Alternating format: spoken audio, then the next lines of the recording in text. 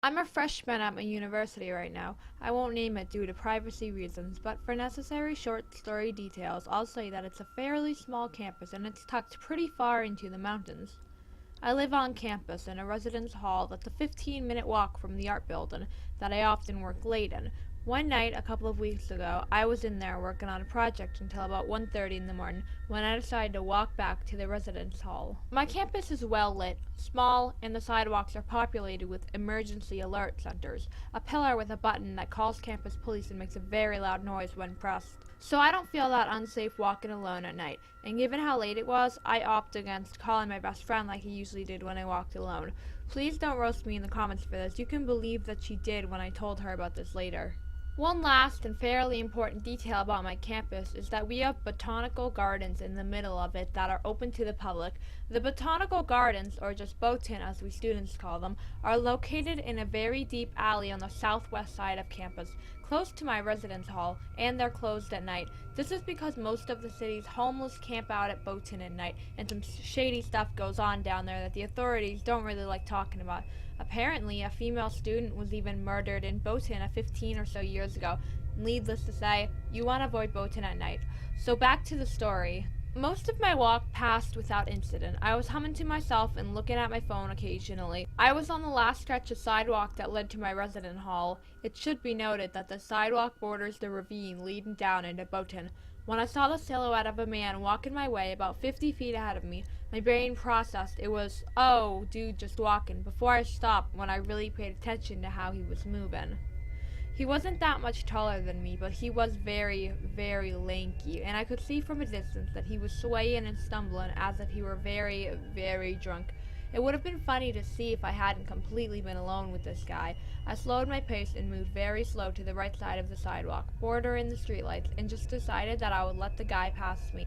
As he got closer, I started noticing more details that made me more uncomfortable. He had both arms curled against his chest and was walking with most of his weight on his toes, not unlike someone who's mentally handicapped. This made me more worried. Maybe I was just being paranoid and this was actually someone who needed my help, but that line of questioning went out the window when he saw me. Up until this point, his expression had been kind of vapid and wandering, but when his eyes met mine, his face split into this huge smile, and he let his arms fall to his sides, swinging loosely. It was just about the creepiest thing I'd ever seen. I've gotten accused to intoxicated people having glazed or unfocused eyes, and he certainly didn't. They were clear as glass, and he never left mine. He didn't stop looking at me or smiling as he passed me, and I quickened my pace after we passed. I figured that the guy was drunk or high, and the mistake that I made was looking over my shoulder at him as after he passed me. He had been walking sideways, staring at me with that smile, even after I had passed him. When our eyes met, he turned and pointed down into the ravine that led to Botan, yelling, "Hey, do you want to go down here with me?" Heck no. I made some excuse about having to meet somebody before turning and speed walking back to my residence hall.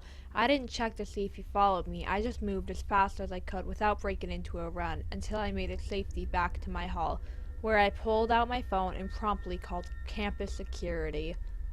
They called me back 20 minutes later and told me that a guy got arrested in the front lobby of another residence hall matching the description that I gave them. They didn't tell me what he had been arrested for.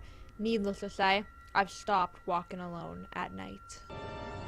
Last night I went to a midnight screening of Princess Mononoke, which ended around 2:30 a.m. I had an offer to go over to my friend's house, but since he was busy packing to move to another city, I decided to just hoof it home. Thankfully, my city, at least on the weekends, have the subway running 24 hours, so I didn't have to wait in the cold to take what I like to refer as the drunk bus. Went rather smoothly. Train arrived shortly after I got underground, and I made my connection easy peasy. The issue started when I got off at my stop.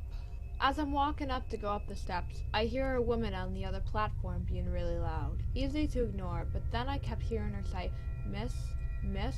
I glanced because I was the only other female on either platform, but I didn't recognize her and kept rolling. I get to the top of the first flight of stairs, and she keeps to the top of her stairs at the same time and once again starts with, "Miss, miss." But she looks like she was looking towards the ticket booth, so I assumed she was having an issue with the cops I saw on her platform that was trying to get someone to back her up. So I go through the turnstile and continue over to the escalator. I get above ground, light a cigarette, and wait for the light to change. Just as I cross the street, the same woman comes out of the stairwell of the corner I just got to, kill me. Now for reference, my subway stop have entrances on the street I was on and the rest of the street I live on. Out of habit, I don't go there out on the exit on my street because the walk to my house is a little too dark and dislocate. So now I'm boned because I could go back down into the subway and come out onto my street, but that doesn't present a better scenario. So I walk out, and of course, she follows. Kept saying, "Miss, miss," asking for a light, talking about some cop who wasn't anything, that she didn't care that they took her baby. She wants it back, but doesn't even actually want it, and how she needed to get to work. I just kept pretending I couldn't hear her and kept walking. The guy who was walking in front of us at one point turned around because, duh, that didn't make her happy, and she gave a quick, "I'm not talking to the man, I'm just asking her." Another guy walks past us and she asked the time, 3:08 a.m., which prompted my work comment. Just we get to where I usually turn up on my street, the guy in front turns and walks the opposite direction on the same street. Since where I would turn to gets rather dark where the local mechanic shop is, I decided to keep walking straight and hook around the corner to my block. In that corner street I'm on, in my street intersection, when I get to the corner and turn on my street, she's still on my heels. I'm now starting to really panic. There is absolutely no one around, and I can't keep walking further away from my house because it's so poorly lit and no one is around. As we round the corner, I hear her say, "There's the path mark." I knew I was close to home. I live right up there. The path mark, about a block and a half up the street, hasn't been open in over a year, but it is a handy landmark, so I start to chalk up to its creepy coincidence. I proceed to my house and toss the butt of the cigarette into the street, which she picks up and gives an actual sincere thank you. I get to my door, and she decides to sit on the steps of a neighbor 2 doors down from me. I don't know my neighbors like that, but I know for sure she doesn't live there. That put me back in panic mode. Now, in hindsight, I should have looped back around and gone back to the subway, but I wasn't thinking clearly. My keys were in my pocket, but I wasn't holding on to the specific two that opened my door, and I didn't want to fumble with them in case she was trying to break in. So I rang my doorbell, pretending I didn't live there and needed to be let in, and decided to wait her out. About 2 doorbell rings and 15 minutes of me looking at the window like I was looking for someone, I live alone, to open the door before she got up and started walking. Mind you, walking in the opposite direction of the path mark. I followed her in reflection of my screen door until she was far enough away that I could get my keys out and get in the door because she could try whatever it was she was going to try. I kept rechecking I had locked the door, sat up, in bed, fully clothed, and cursing myself for misplacing my bat for the rest of the night. I don't live in the best of neighborhoods, but I've never had something like that happen scare me. Needless to say, I've really regretted not having gone to the liquor store earlier in that day because I seriously needed a drink right then.